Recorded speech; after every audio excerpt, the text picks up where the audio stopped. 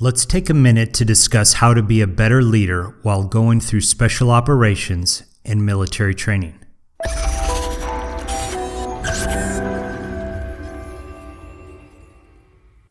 Being a leader in the military requires a special skill set, but being a leader while going through military training requires some important variations. Let me give you my recommendations for the leadership variances and nuances that you should use to be successful while going through training. And although these are recommendations for military training, the principles apply for corporate training and schools. Most schools or military training pipelines require student leadership during Garrison training and student leadership, which is evaluated during tactical field training. Obviously, the cadre is always in charge, but to make their life easier, they delegate some responsibilities. When you're in Garrison and doing training, they have a Garrison chain of command. This Garrison chain of command will conduct admin tasks like clean the barracks, ensure formations and accountability, march everyone to chow. The Garrison leader is usually the senior ranking NCO and sometimes an officer. But when you're in the field, the cadre assigns leadership positions and they do evaluations. For example, at Ranger School, you might get an evaluation as a squad leader in the Benning phase and then get evaluated as a platoon leader in the Mountain or Florida phase. If you're lower enlisted, then make sure you're prepared for your evaluated leadership position. If you're a senior NCO or an officer, be prepared for both. I think we all know the value of leadership by example. Be competent in your field and show that you've learned what the instructors are teaching. Be the first one ready. Have a good attitude. Treat your fellow students the way you would want to be treated yourself.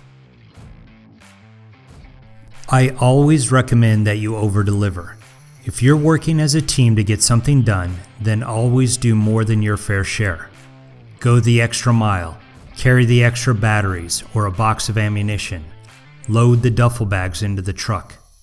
By working harder than anyone else, you are going to help the team, and this is always beneficial, regardless of whether or not you're a leader or in a leadership position. Even though special operations and military training is full of the macho types, I've found that a little encouragement goes a long way.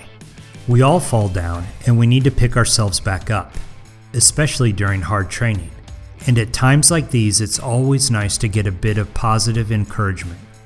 Hey dude, don't worry about it. I messed it up too. Let's learn from this mistake and move on.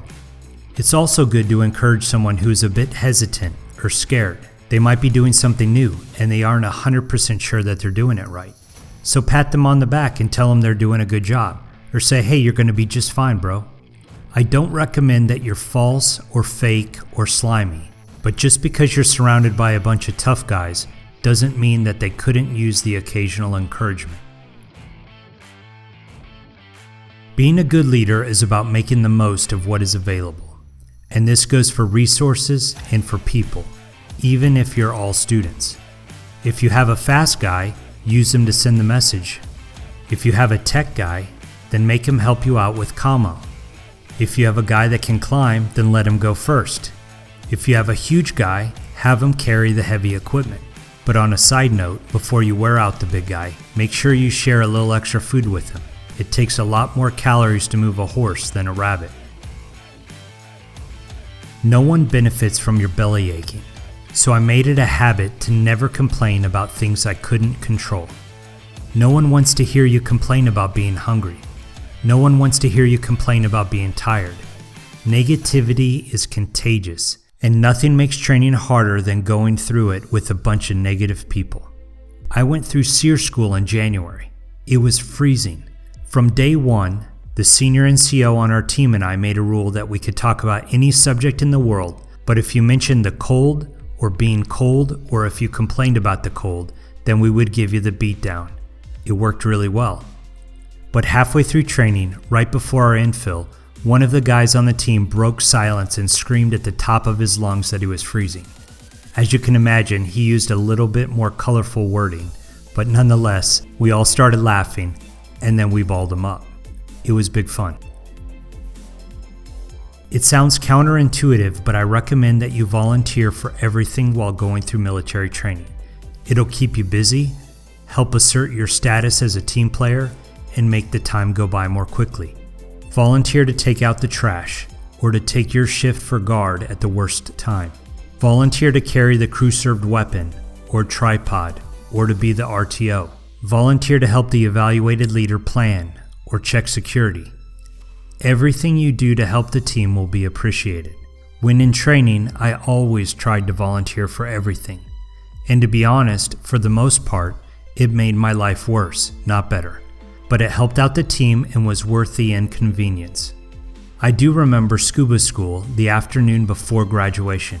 They asked for volunteers. I didn't really want to, but I raised my hand like always. They took 2 of us and they brought us to the back of the facility where they gave us riding lawnmowers. I spent the next 3 hours driving up and down Key West mowing the grass on the most beautiful day I could ever remember. It was wonderful.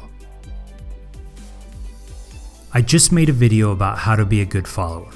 If you haven't yet seen this video, then check it out. When you are in a training environment and you don't have a garrison or evaluated leadership position, then you need to be a good follower. There's nothing to say.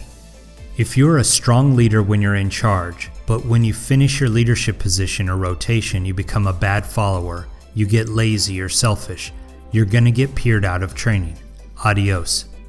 And this leads us on to peer evaluations. During most schools, the cadre give you an opportunity to evaluate your fellow students. If you have a guy who is lazy, or dumb, or weak, or selfish, then you write that guy a bad evaluation and you get him kicked out of the special operations community. Now the truth is we all have a bad day every once in a while, and some guys are simply stronger and smarter than others. But what I'm talking about here is a character flaw. If somebody is a jerk during training, or if they're selfish, or if they simply don't get it, or they can't do it, then they need to go. For the most part, everyone I saw get kicked out of training because of a negative peer evaluation deserved it. I never would have wanted them on my team. Unlike when you're in the actual military, when you're in school, all students are the same rank. You're a student.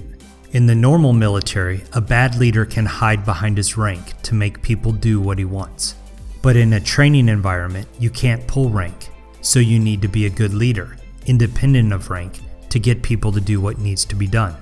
Of course you're going to figure out who the officers are and who the NCOs are, but you better be a competent and contributing team member, regardless of rank.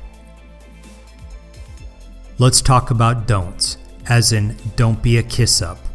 Everywhere you go, you're going to find people who try to get ahead by kissing up to the boss. Military training is no exception. Nothing is worse than a kiss-up, and thankfully, guys who kiss up to their instructors are easy to identify and easy to peer evaluate out. Don't be a blue falcon. Because the real meaning of a BF is vulgar, most people in the military have adopted the expression blue falcon. A blue falcon is the term we use to describe a jerk, the one who will throw his buddies under the bus in order to get ahead. Don't be a spotlight ranger. A spotlight ranger is confident, assertive, and dynamic when in an evaluated leadership position. But when they're following, they're lazy and selfish. We call these type of knuckleheads spotlight rangers. Okay, so there you have it. Considerations for being a better leader while going through special operations and military training. I hope you are better able to make good decisions and to change your world for the better.